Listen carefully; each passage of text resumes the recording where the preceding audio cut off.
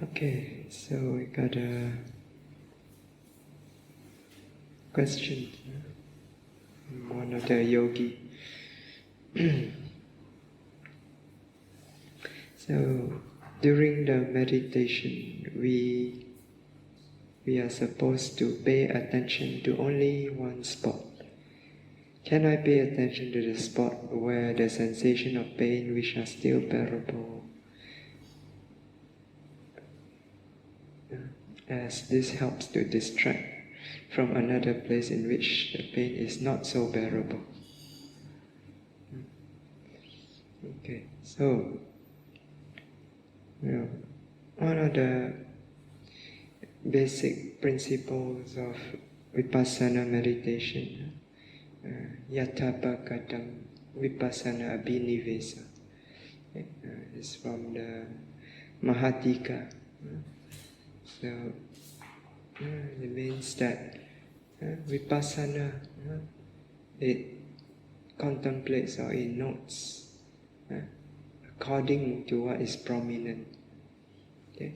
So when you practice vipassana, you contemplate or you note object that which is prominent. Okay?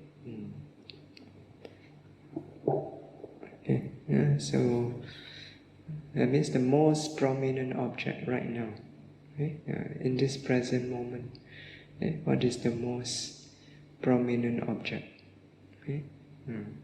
So sometimes I tell yogis, not what is prominent. Bhante, which is prominent? Complicated mind. You tell simple people, not what is prominent. Okay, what is prominent? No problem. What is prominent is what is the most prominent. Nothing complicated about it. Okay? So when they asked me that, I said, if you let the mind decide, the mind knows where to go. The object that pulls the mind the most, that is the most prominent object. The mind knows how to go there. Okay? The problem is like when this one is pulling the mind, and now you want to go there. You don't like this one. You want to go to another object that is not so painful. But the mind wants to go here. Then what happened? Tug of war. So there's a conflict in the mind. Then you feel strained. Ayo, this one, no, I want this, no, this one, I want this. Okay? So you know what is prominent. Okay? Yeah. So if that particular spot is prominent, you note that. Okay? Yeah. The fact that you want to contemplate another point, which is not as painful, shows that there is some aversion in the mind. The mind is so tricky. See? Kilesa mara, the mara of the deformer is very tricky. You play tricks on the mind, always justify. This one cannot, no, this one better. But the pain that is prominent is clear.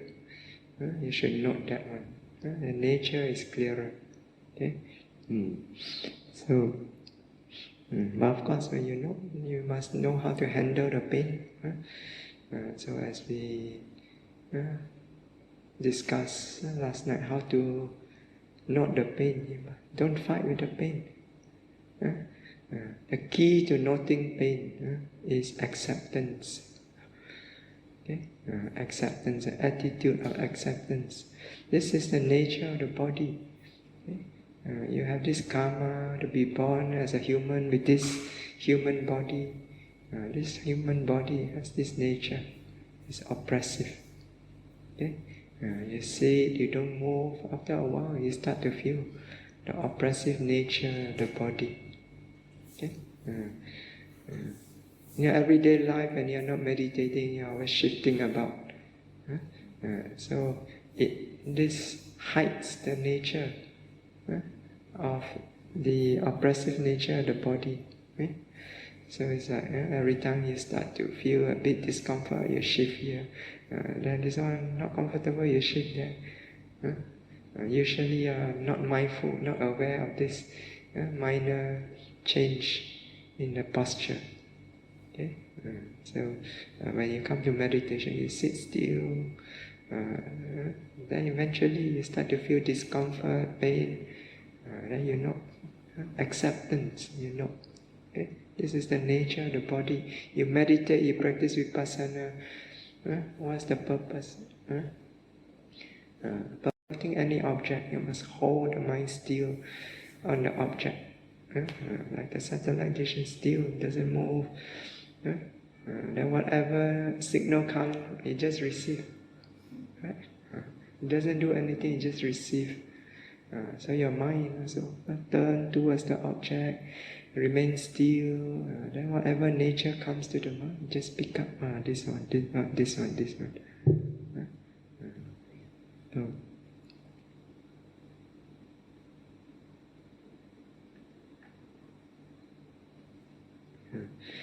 So as the Buddha also said, when the body is sick, don't let the mind also be sick. Right? So this pain is like a sickness of the body, an affliction of the body. Basically, it's an imbalance of the elements. Right? So either the earth element too intense, very, very hard, then you feel the pain. Or sometimes fire element too strong, too hot, you feel discomfort. Imbalance of element is a sickness in the body. Okay?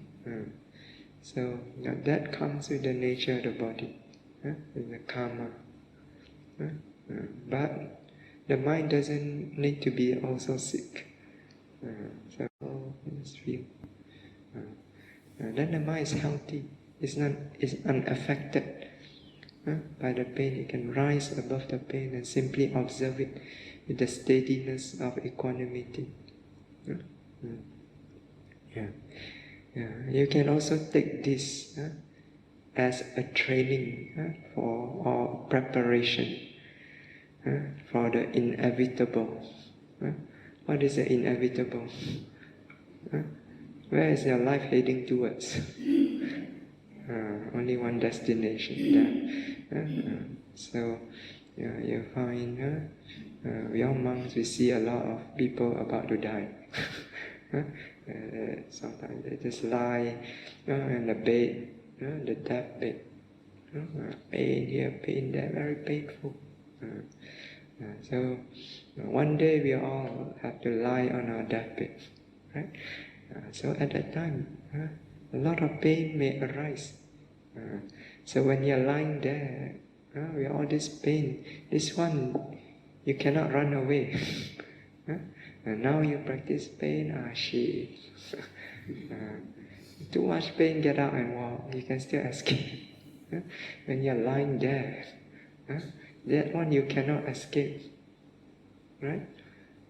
So what do? If you are a yogi, you have trained, you have practiced, you can know.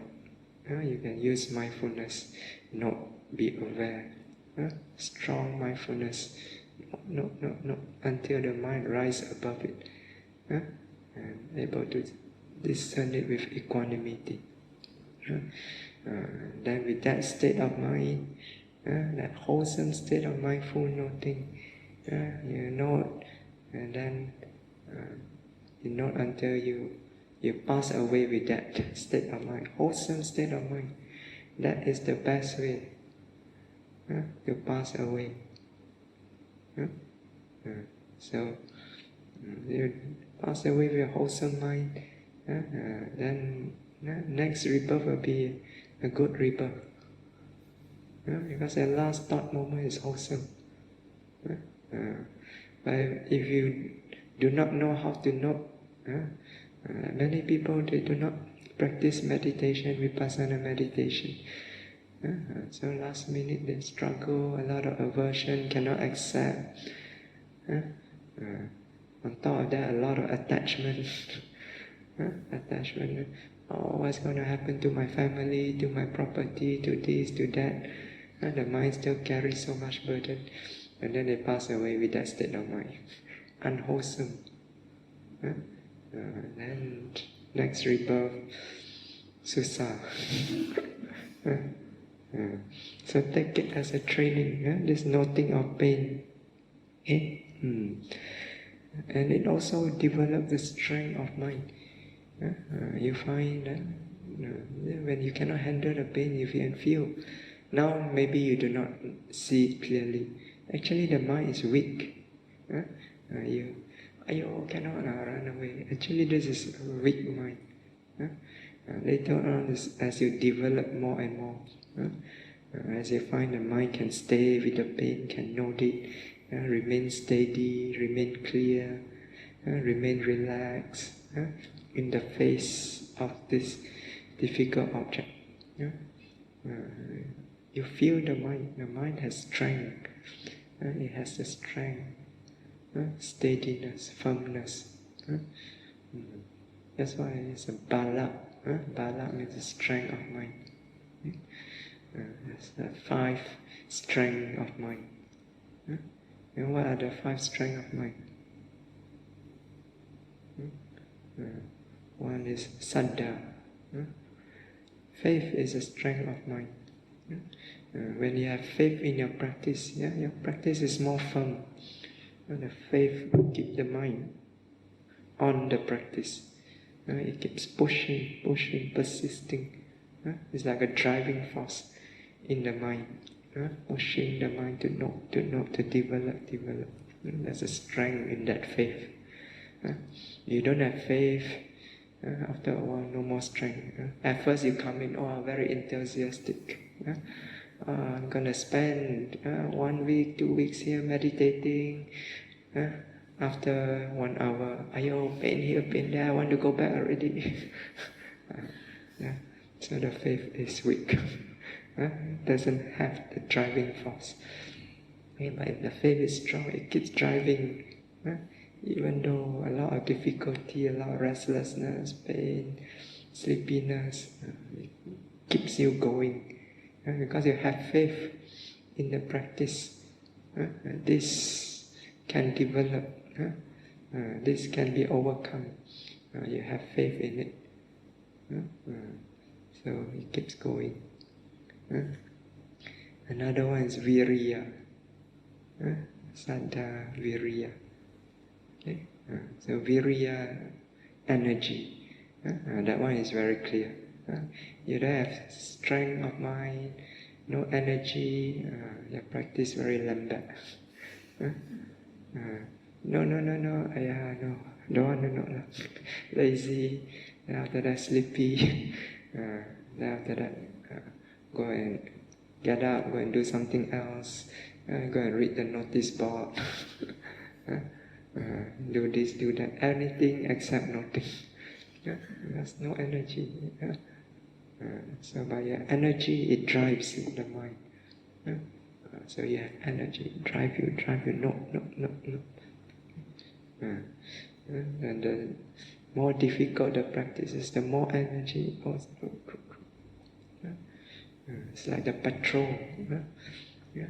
The noting mind is like I always call the noting mind the vipassana engine, the meditation engine. So this engine must have petrol. So what's the petrol? Virya. So you don't pump enough petrol, you come in a retreat. After 1 day, 2 days, no more strength. You want to go back already. So virya. Okay. That's the strength of mind. Then the third one is mindfulness. Sati. Mindfulness is also a strength of mind. The nature of establishing firmly, not forgetting the object. It has that strength. When it's well developed, you can see, you can feel the strength. Every time you note the mind firmly established on the object, it holds the object. in the mind. Never let it out of sight, never forget the object. Every moment you just establish, hold it. Moment to moment to moment. You can feel that strength. Then what else? Samadhi. So concentration. Now concentration, one thing you have to understand. We translate it as concentration. So when the yogi here, especially beginners, they hear, so must focus, must concentrate. Then they obsessively focus, force the mind to focus. And then the mind, you end up with stress, tension. That is not samadhi. There's another aspect of samadhi that is as important. Calmness, tranquility, peacefulness. It comes with samadhi. Samadhi is a state where all the hindrances being cleared away. Sensual desire, ill will, restlessness and remorse, sloth and torpor, wavering doubt, all this has been cleared away from the mind. So the mind becomes very peaceful. As a result, because nothing to disturb it, it's able to settle into the object. So remain fixed on the object. So the concentration comes not by forcing, it comes by developing mindfulness. Keep noting, developing the firmness of noting. So when this is developed, the jhana practice are developed, then it will clear away the hindrances. And then the mind settle down, peacefully, calmly, remain fixed on the object. But this concentration also has its strength. It fixes on the object, so that the mind cannot be easily distracted from the object. This also you can feel. When it's well developed, you can feel the strength of the mind, the unwavering strength of the mind. It remains on the object, fixed on it. It cannot be shaken away. Of course, in vipassana meditation, the concentration is momentary, khanika samadhi. But every moment it fixed. It doesn't distract from that. So every moment, like the needle of the sewing machine, every moment it goes in. It doesn't remain above the cloth. It remain above the cloth is useless. Every moment it goes in and come up. Then next, go in, come up, go in, come up. That's the force. Okay. Then the last one is, the last of the strength of mind is wisdom, panya. Okay? So you see, without wisdom, so the mind get drawn into all these wrong views. Okay? So you take things to be permanent, to be pleasurable, to the self. And because of this, the mind is carried away. So you see, it's so permanent, it's pleasurable, it's the self. Then all the attachment comes, clinging comes, they get carried away. So in the wisdom there sees clearly, it's impermanent, suffering, non-self. The mind remains firm in the right view, in the clarity. Okay? So that's the strength of mind there. Mind cannot be shaken into wrong view. Okay? Yeah. So as you practice more and more, you develop this strength of mind.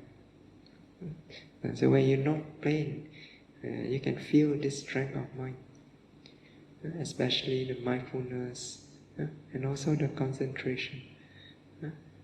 So you can feel the energy also. Because nothing, pain requires some energy to hold the mind still. You don't require energy to force the mind in, because the mind is already drawn into it. Okay?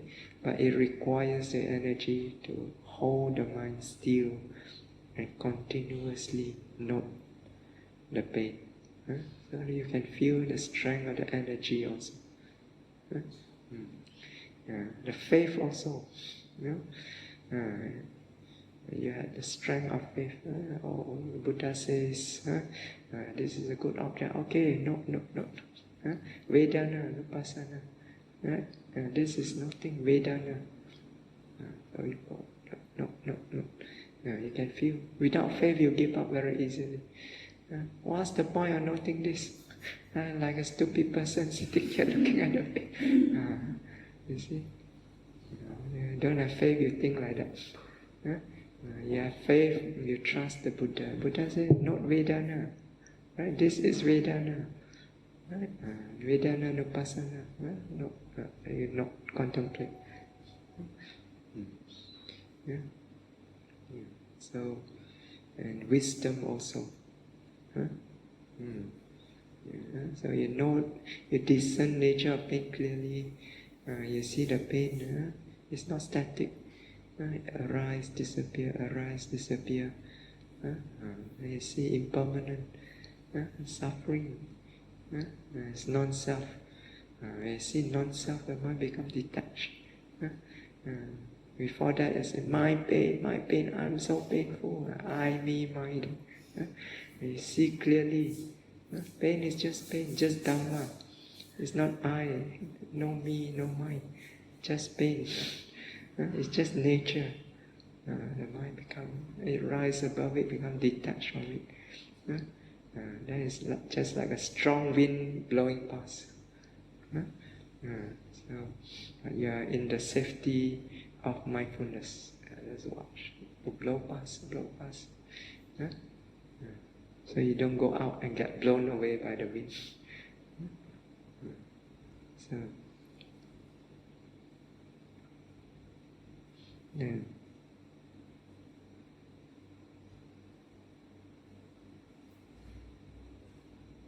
So even after the sensation of pain seems to have subsided, can I still pay attention to the same spot? Or should I look for a spot in pain to note the sensation? So as I said, you note what is prominent. So if there's no other object that's prominent, go back to your primary object. Rising, falling. Rising, falling, not clear, not sitting, touching. So there's always some sensation in the body that is clear to note. Unless your body is totally numb, which is impossible. So there's always some sensation.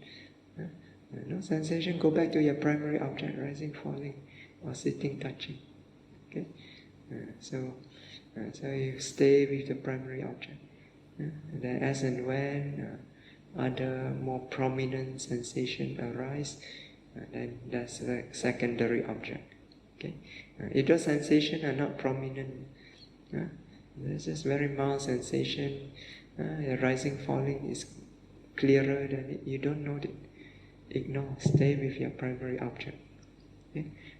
But when it's very strong, it pulls the mind, and then it's prominent, then you note it. Turn your whole attention, go to that sensation, note until the process disappears. Okay? And once disappear, don't linger there. Got some more, no. Finish, go back to the home object, to the rising, falling. Okay?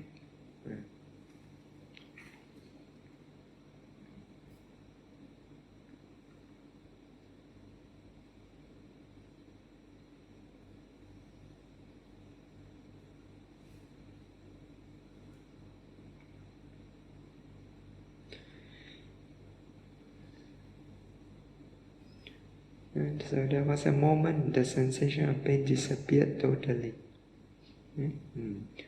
So I did not know what to do next, except continue paying attention to my breath and noting for any sensation. So after noting my breath for some time, I realized the pain sensation has returned. So then Bhante advised me on what I should do. All the sensation of pain disappear.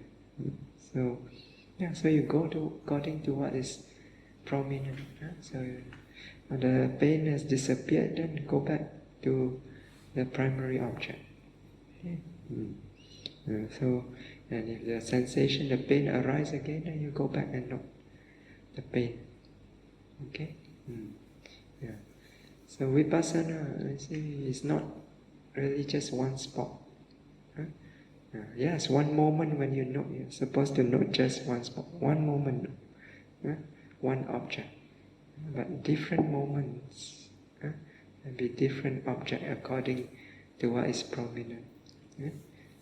That's why the basic instruction is you start with primary object, right? So you know rising, falling.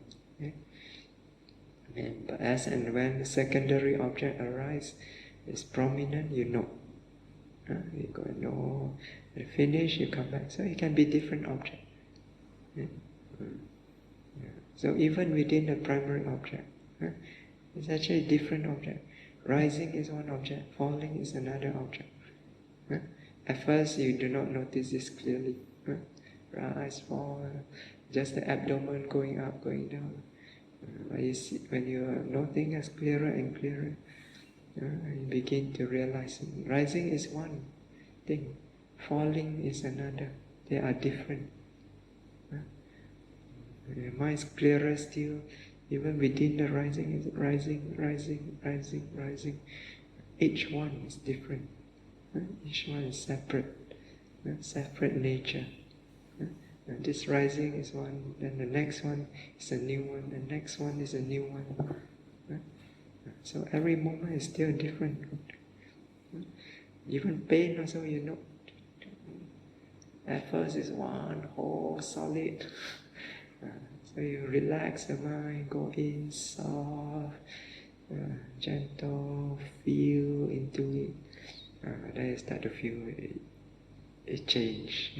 It's a process. Sometimes it comes in a wave. So vipassana object actually is a process. It's not static, it's a process. So we note the object. Try to discern it as a process, not something static. Don't have a fixed idea. There's only this, always this, just rising, just falling, just rising, just falling. Open, watch. You watch it carefully with an open mind. You see, it's not static. It's changing moment to moment. It's a process going on. Moment to moment to moment. Okay?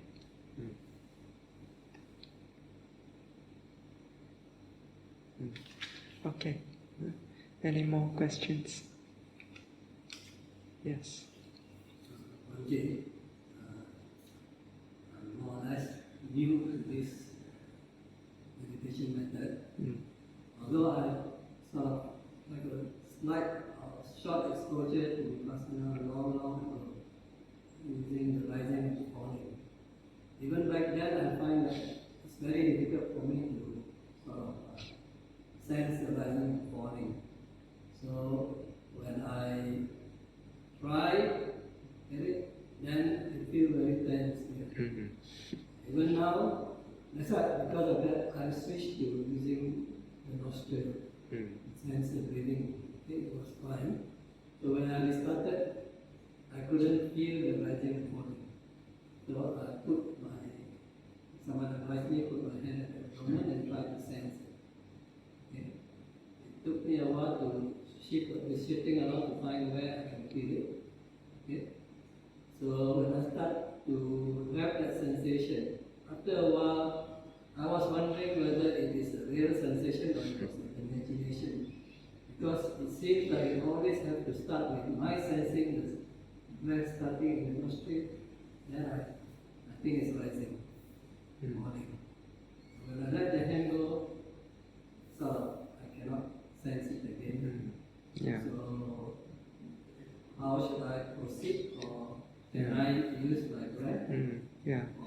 So in the very traditional Mahasi method, so all the way back in Mahasi Sayadaw's time, even right now, I think in Burma, the instruction given is always it's a rising, falling, abdomen. Yeah. So yeah.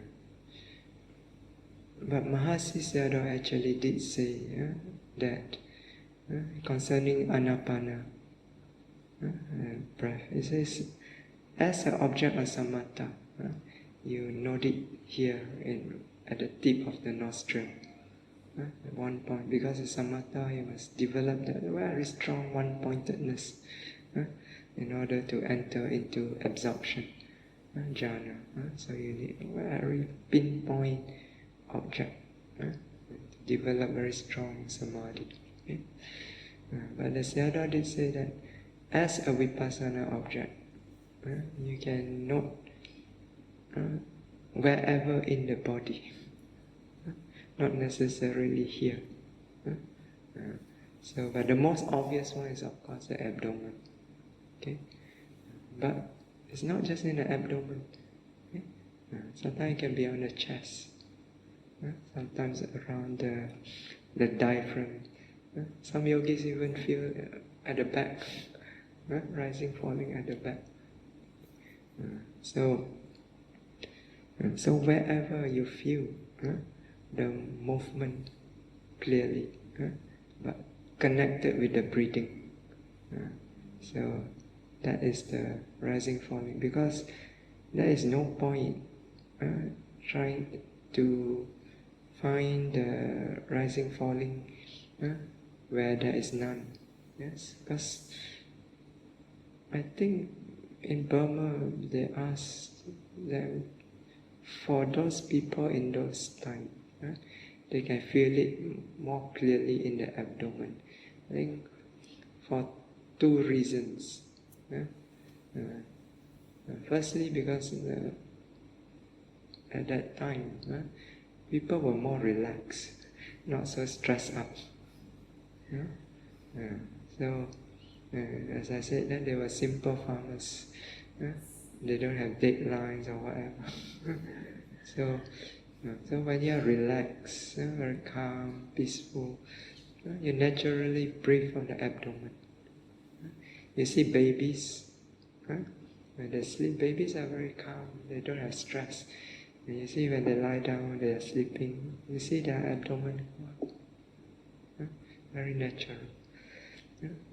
Even when you meditate, as your mind calms down, you find your breathing goes to the abdomen. You start to breathe from the abdomen. Yeah. But when you are very stressed up, a lot of tension, you find your breathing rise up normally to the chest. Like when you exercise, after you exercise, there's some stress in the body. You feel you're panting. Where are you breathing? On the chest. So in our society, because we are more stressful society, so many people have difficulty with finding the rising, falling at the abdomen, okay? Because they are actually breathing more on the chest. Okay? So in this case, you try to find the rising, falling there, it's not there. So you try, then you end up controlling. Breathe harder, then you start to feel tension. So when it tense out, worse still, because it's so tense, it's hardly moving. When you are tense, your breath is so that's very difficult to discern it clearly. So actually rising, falling is very soft, gentle movement. It's natural movement. So usually I give instruction. You note wherever you feel the movement of the rising, falling most clearly. But it's connected with the breathing. So when you breathe in, there's some movement somewhere. It can be abdomen, it can be chest, it can be around the diaphragm, wherever it is, but it must be connected with the natural breathing. So don't force the breath. So another method that I use nowadays is, if you don't pay attention to the breathing, you find that the breathing occurs very naturally. That's why yogis, it's very common experience. No rising, falling, so not sitting, touching. You're not sitting, touching. The attention away from the rising, falling. Then the rising, falling come back very clear. Up, down, so distinct, so clear. And it's gentle. Why? Because you're not paying attention to it. So you let go of the control. You start to breathe naturally. Then it moves naturally. So either you can note other objects, sitting, touching first. You're not sitting, touching.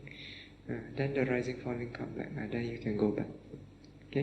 But make sure the mind is soft, gentle, soft, peaceful, clear. Don't go and control the breath. Don't go and force the breath.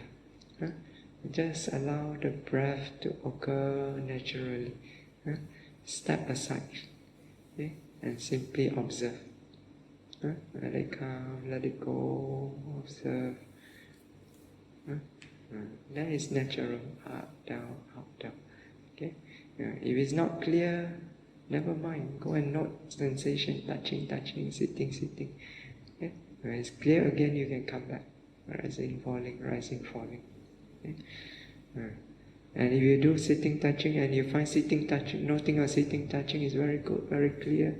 You can note continuously, the change is very clear. You don't even have to go back to rising, falling.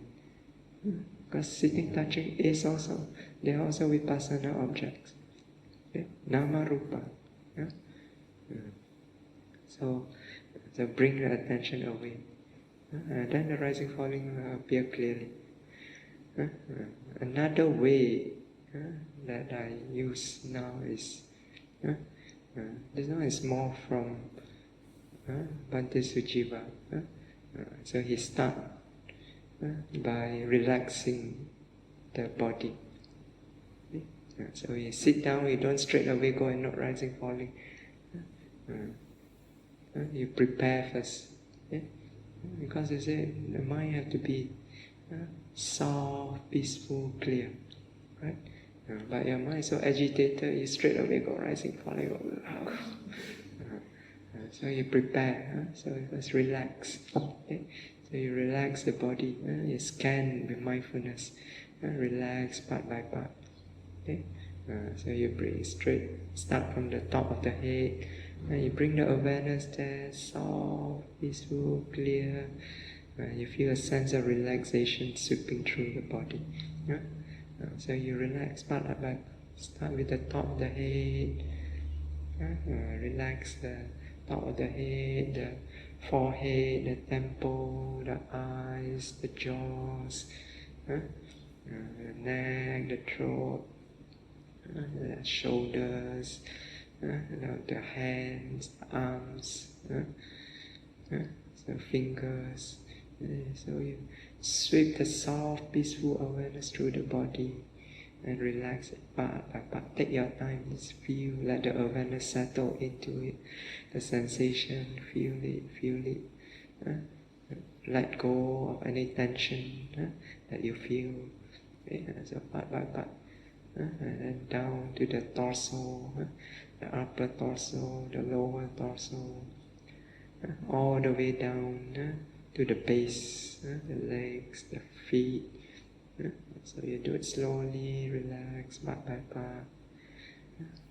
You can do it a few times. Relax, until the body feels totally relaxed and the mind also totally relaxed and settle into the body. Then you start with then you bring the attention to the base. So at the base, there's a lot of sensation. You bring your attention to the base. You can feel the pressure, the tightness, the warmness. You can feel a lot of tiny, microscopic vibrations on the base there. So you just hold the attention there, let the awareness settle into it. Feel all this whole cloud of sensation, physical sensation there. So whatever sensation is there, just allow the mind to feel. So the whole mind cover, the mind cover the entire base. You feel the whole cloud of sensation there. You feel clearly, it's like a lot of sensation bubbling all over the place. So you hold the attention there for a while. Let the awareness just settle into it. So actually you are developing the sensitivity of mind to this bodily sensation. That is the key actually to doing kaya anupassana, contemplation of the body, developing this sensitivity to bodily sensation. Okay? And so you just hold the attention there for a while. Just let the awareness feel this whole cloud of sensation. Whatever is present, just feel. Become sensitive to this sensation. Okay? So as you feel it, it becomes clearer and clearer as the mind becomes more and more sensitive to this sensation. Okay? So then after some time, when you feel it's very clear enough and the mind is sticking to the sensation, then you slowly expand the awareness upwards. From the base, you expand upwards. Cover more and more parts of the body. Then you feel, again you feel the sensation in all these parts of the body. Okay? So you expand the awareness upwards until the awareness covers the entire body. Then again, you let the awareness just settle in the body and feel this whole cloud of sensation all over the body. Okay? So you just hold the mind still. Whatever appears to the mind, whatever sensation appears to the mind, just be aware. Remember, like the satellite dish, just hold it still. All the sensation will come to the mind. So you just be aware. Stiffness here, vibration there, heat there, tightness, whatever sensation appears. Pulsation, tingling sensation, whatever appears, just let the mind settle and feel it. So the mind is very relaxed, all peaceful, clear, receptive, being aware of all this sensation. Now, as you are feeling all this sensation, as the sensation becomes clearer and clearer, you may notice that among all this cloud of sensation, there is that sensation of the rising, falling. This is also a bodily sensation. So among this whole cloud of sensation, there is that sensation of the movement connected with your breathing. You can feel it very soft, gentle, up, down, up, down. It's like a piece of paper floating about in a breeze. It goes, you hang the piece of paper from a string, and there's a breeze blowing. Paper just go. You feel this very soft sensation, up, down, up, down. A very gentle movement. So once you can feel it clearly, you direct your attention there. Gently but firmly direct the attention to that sensation of rising and falling. Okay? And then you feel it, flow with it, up and down, up and down. So your noting mind also soft, peaceful, clear, flow along with it.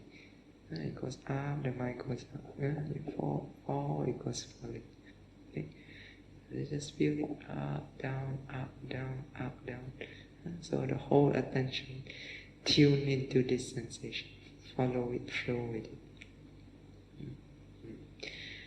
Sometimes you become too soft, you cannot feel it. Then you go back to the bodily sensation again. Feel all this cloud sensation again. Then when you feel it, then the rising, falling becomes clear again. And then you go back to it. Okay? And you do this again and again. After a while, it becomes more consistent. You can feel it more and more clearly. You start to feel you can follow it more and more consistently. Okay? So this is another way to slowly guide the mind to the rising, falling. Okay? But again, the rising, falling can be anywhere, not necessarily just the abdomen. Okay? If it's not there, it's not there. No matter how much you look at it there, it's not there. So what's the point? You search, you only end up with tension. You try to force it to be there. So don't just relax, just feel the sensation, and then slowly guide the mind to the rising, falling.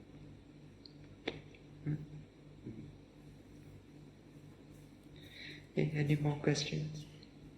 Yes.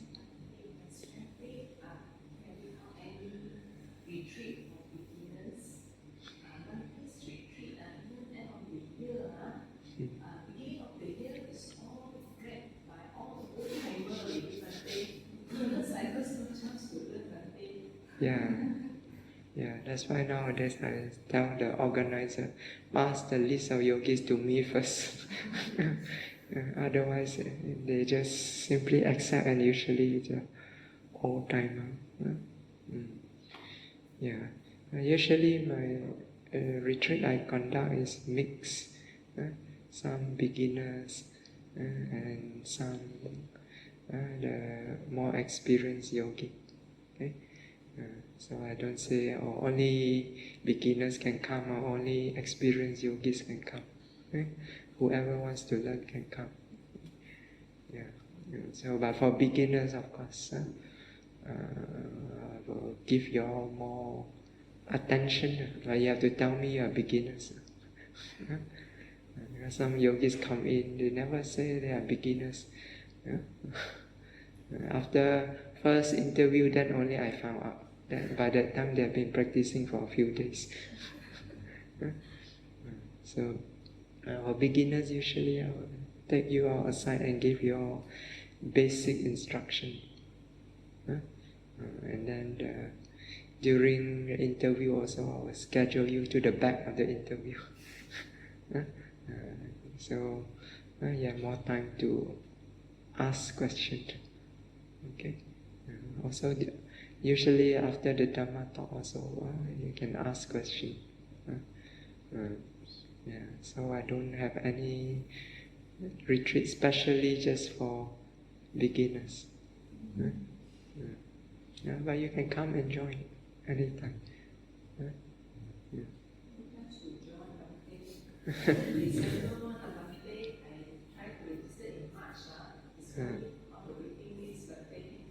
I actually haven't accepted any of the yogis yet. Yeah, I got the list of yogis, but I haven't accepted yet. I haven't decided who can come yet. But the retreat in Penang, a year-end in Penang, so it's more for those people around that region. I divide my retreat into regions. Peninsular Malaysia, southern region will be in Kota Tinggi. So whoever wants to from that region will get priority. But usually there, people around there not so many. Usually end up with people from KL. So there's a better chance you get a place in Kota Tinggi. Then central region is of course Bodhiarama, Kuala Kubu Baru. So Kampa is nearby, you can go there. In the north is Peace House, organized in Santarama. So, yeah. But even though it's for the people of the region, but extra space, and then people from outside the region also can come. And I will look at the list of names. Those who have attended my retreat elsewhere, because KL people, you all are very adventurous. You all go everywhere, all over Malaysia, even outside of Malaysia, to meditate, right? So I'll look at the list and select those who haven't come to our retreat yet. So give them the priority. So you tell me your name, then I look at the list. Bhante, come to Mangala,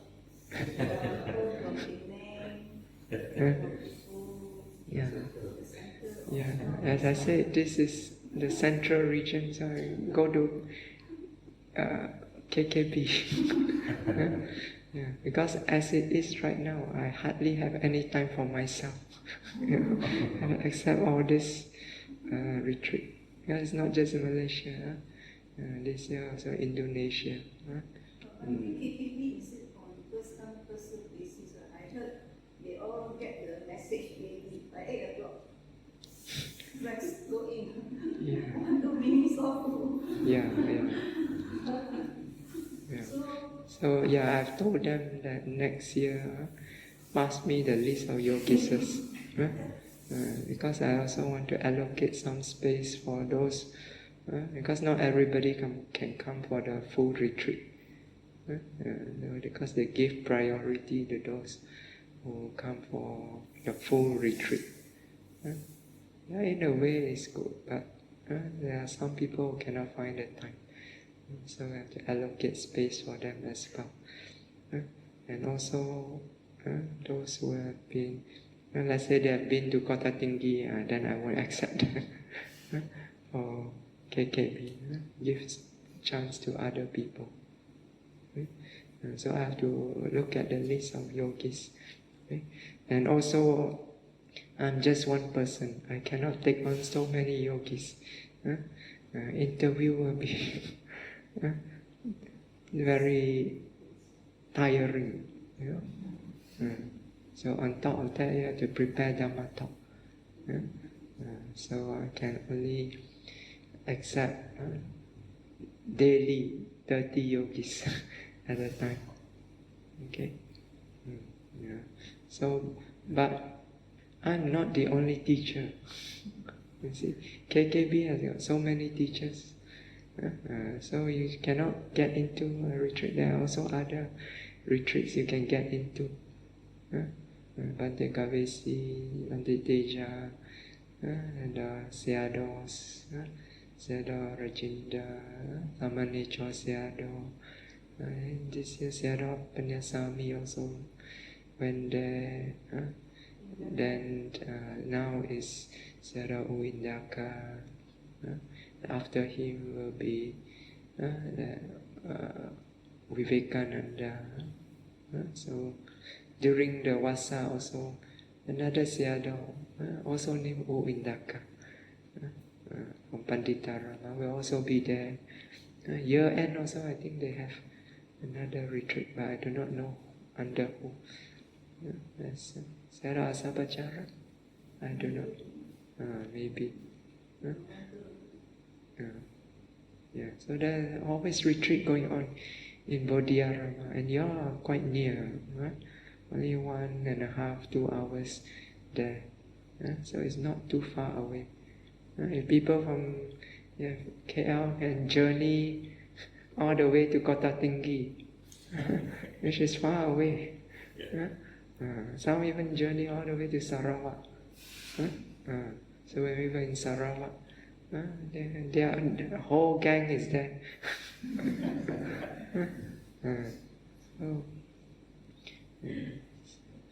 So it's not, for the sake of Dhamma, nothing is too difficult. Right now, if it's not because of the war going on in Burma, I would encourage you, you have that time, go Burma. Practice that. There's, the spiritual tradition is very strong. It's very inspiring to be present there. And not just the teachers, but the whole environment. So many yogis all practicing together and all very serious. You feel inspired. You want to be lazy also cannot. They all practice so serious.